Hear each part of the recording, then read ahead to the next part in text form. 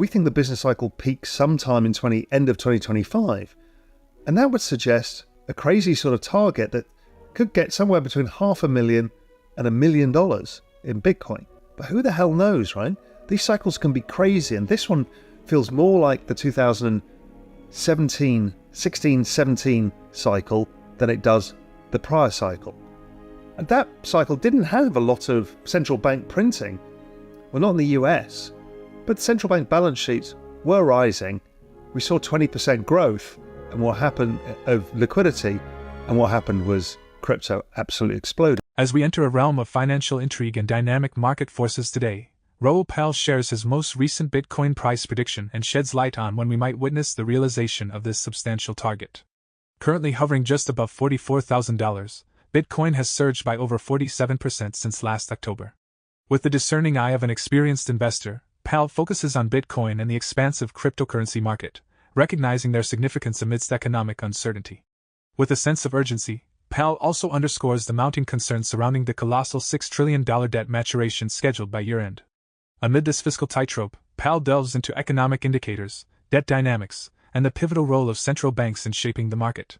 In the latter part of the discussion, he highlights the Federal Reserve's unwavering commitment to maintaining interest rates, navigating through a storm of rising inflation and debt pressures. This steadfast dedication to a higher-for-longer approach serves as a cornerstone of the current economic narrative. Exploring Powell's insights in this interview, we examine the ripple effects across the investment landscape, witnessing how Bitcoin and cryptocurrency are reshaping the very fabric of finance. I care about secular trends. Secular cycles, when you get them and capture them in the right point of the business cycle, become explosive. Remember that chart of the Nasdaq, the beach ball underwater exploding above the water because the Fed just took the foot off the gas pedal? Or the brake, sorry. That's the power of a secular trend. It outperforms any other trend, and it's more calibrated to financial conditions. It's more juiced by the business cycle than anything else. These are the things that matter to me. And there's two massive secular trends that dwarf all others. Crypto. Here's the chart, the long-term chart of Bitcoin since 2013. Some people use this chart longer term. I used to. But the early cycle was so kind of ridiculous that it screws up the chart. Other than that, it's actually a perfect log trend. These cycles can be crazy, and this one feels more like the 16-17 cycle than it does the prior cycle. And that cycle didn't have a lot of central bank printing. Well, not in the US, but central bank balance sheets were rising.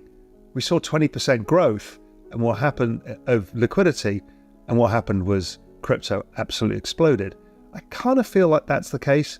I don't focus on the end target, I focus on the structure. But I'm just showing you the magnitude of the opportunity, and we're still at one standard deviation oversold. It's all to play for. We've barely started. Nasdaq, another beautiful logarithmic trend. I mean, this is a killer. That's all you need to know. Is the world going to be more digital tomorrow than it is today? Yes. Will it be more digital in 2 years' time than it is today? Yes. Will technology reach more adoption in the coming 2 years? Yes or no? Yes. I ran that poll on Twitter, 95% of people agree with me, yet most people keep missing this trend. They don't want to believe it. It's expensive, I think it's a bubble, blah, blah, blah, blah, blah. Meanwhile, best fucking trend you've ever seen. So just capture the trend. It suggests the Nasdaq somewhere between 25 and 30,000 at the end of this cycle. That's another great set of returns. So those are the two mega trends. How do they compare? Well, simply put, going back to 1990, kind of the dawn of the internet and computing ages, the Nasdaq has just relentlessly outperformed. All of the noise you see on Twitter, oh, mean reverting, the Nasdaq's expensive, blah, blah, blah, blah. It is the biggest trend you've ever been given. And many of us in macro land didn't see this. We kept fighting it because of what happened in 2000. The bubble and bust. But that, as you can see, was extraordinary. The rest, super smooth. It's the same log trend. And I don't see that changing. Could we create another bubble based on AI and the exponential age? Sure. Let's make some bloody money from it, as George Soros would say. But I don't see any elements of a bubble. It's just a normal trend that eats all other equity sectors alive. There is no point owning other stocks. Every other bet is suboptimal in this world where everything is correlated. RAOUL contends that the escalating money supply, coupled with the government's quantitative easing, has led to extensive malinvestment and significant inflation.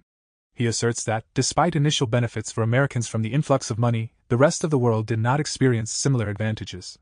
RAOUL believes that banks are striving to achieve interest rate neutrality without causing irreparable damage to the global economy. Despite these efforts, investors are speculating that tighter financial and credit conditions for households and businesses may exert a dampening effect on economic activity.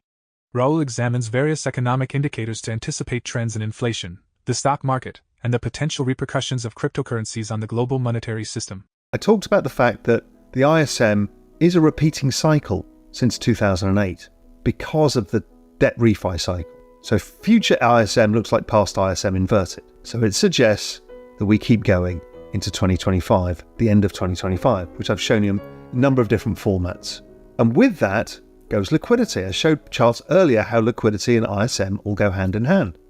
There's the chart of global liquidity, and the Nasdaq just keeps going up. What a beautiful chart. That's the trend we're trading here. It's easy. Same with Bitcoin. The reason the Bitcoin correlation is actually lower than the Nasdaq is because of these super spikes on the upside, because it's so skewed to the right tail, which is amazing. So now when we put this all together, we can actually forecast using a number of proprietary things we use at GMI out into the future. Please do not expect this to be a crystal ball. Do not expect these exact targets. It's directionally going to give you an idea of what the next 2 years look like. It gives you that target that we talked about before of about 21,500 in the Nasdaq by May or June of next year. With Bitcoin, it gets even more interesting. You see, that gives us a kind of extraordinary set of numbers, which make me think that these are overstating it. So I'm just going to assume that we'd halve these. Maybe they're right. I don't know. We'll have to see. The everything code is new. Yes, it's worked in the past, but who knows? Because it gives us crazy numbers like 218,000 by May. That's post-halving, post-ETF. It would give you a target of $500,000 by 2026, which is in line with the log trend. So it's possible. It doesn't feel like the most probable outcome. Feels a bit ludicrous to me. But anyway, directionally, half the numbers. Assume RAOUL is a total moron, which certainly my wife would do. Then you still get great numbers. So it's all to play for. And that makes me interested. Now, Bitcoin's actually not the horse I'm going to back in this race. Crypto is the horse I back the most. It's the fastest horse in the race, best risk-adjusted returns, high correlations to this global liquidity index, which is our everything code. So we know how the asset price behaves, which gives us a competitive advantage when we use our proprietary frameworks. Beautiful chart here, Fed net liquidity and Ethereum.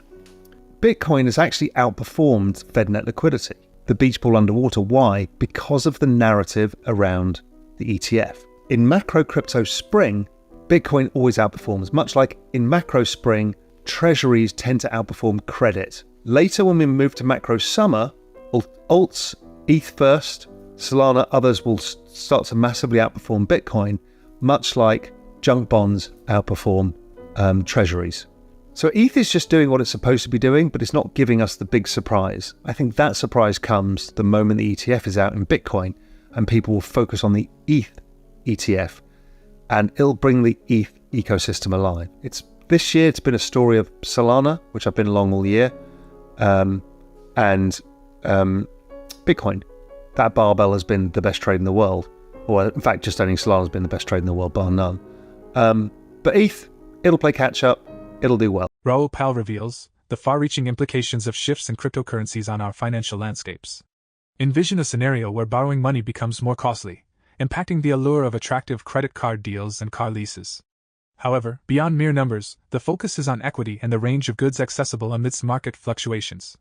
Amidst the market noise, Bitcoin emerges as a disruptive force in the financial realm, challenging traditional practices. Powell emphasizes the concept of the everything code, likening it to an invisible thread connecting all aspects of money. He portrays big banks as guardians of balance, working behind the scenes to maintain stability and avert financial chaos. Despite these efforts, Powell anticipates an inevitable disruption on the horizon. The question posed is, how do you interpret Raoul Pal's latest interview, And what are your thoughts on his predictions regarding Bitcoin, cryptocurrencies, and the financial market in the latter part of 2023? Feel free to share your insights in the comments below. For more Daily Dose Crypto news, check out these 2 awesome videos on your screen. Click now and we will see you on the next video.